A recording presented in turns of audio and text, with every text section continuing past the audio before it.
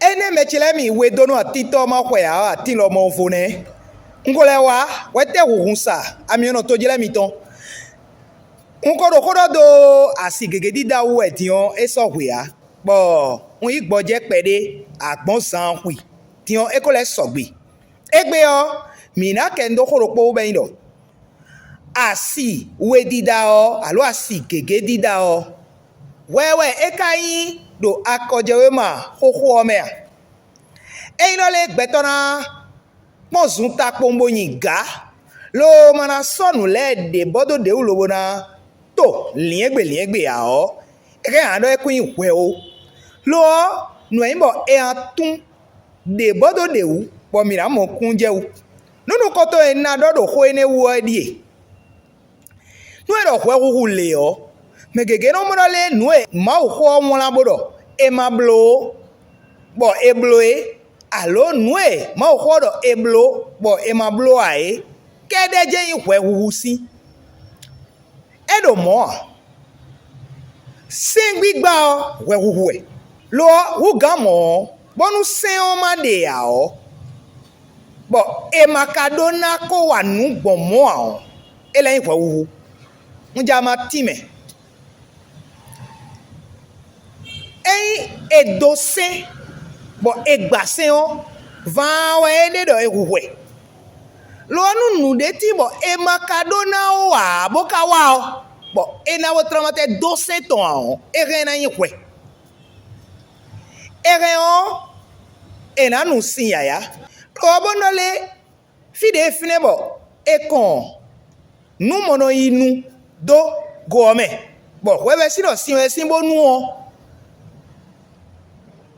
e ma na pon do akutun o kwe cho na huwe ne ana kudo po e no ku e jenwesi no che mara ho aku ze ku to ho lewu le no igbe ne asi gege dida o ma ho nla wiwi tondo o ejibodo do akoje ma ho merole e ma da si gege wo e nla mo a ene we sombo e ma e ka gon weyin a se fli mesi we ma ta foto nu ku we ka me foto nu ku we go me o mina mo pondo le mau ho le ahosule o ye kundo na beyan nu ple o eyin lo le ye wa mo cheun bo beyan nu ple o eni o fatan kan na don sin o si e a ye na go si ma o san le oji bo ete mi ka mo do ahosule si ma apako enu koton ta o ro po ika menu koton so ye ne goji ete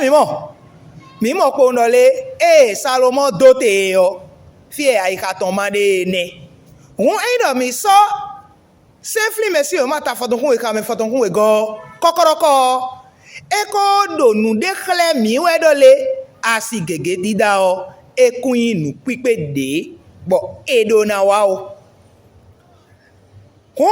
akoje ma koko me o asi gege dida o wewe yin gan e ma tre nla wiwi tondo we dido yin kwe a o e gon kwe yin lo monu a lo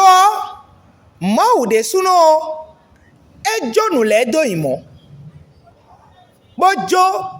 je ngomenu gbetole afoyan mi mo erole e do aikoro ihonda ijiwe jenwe o eni o nu e gbelele o emi kan blo bido gbon jesu me endo mo die o mere rene ika Samuel si o ma papo we go ta wewe ika me tantan go morale le mo de suno we do nu David doji emi ne anyonu gege bone nu de ton bone de ton kakabo eyin no le e ma ko pe a o emi le suno mi na ne deji le eyin no le ma o ho do modo eje yin o le mau no wewe aji mau wenna nyonu gege David kaka lo le na a hosu Saulu si an si le o le bejo nu David e o le mau je wa mau wa gbon mo hun e mau o ro we hu ene meji bo ene weyin o nu ewu e no ganje gbeto igbebo wa jina ku ahwe ene ajina ku etone bo eno ho sunde nu e o mi wa se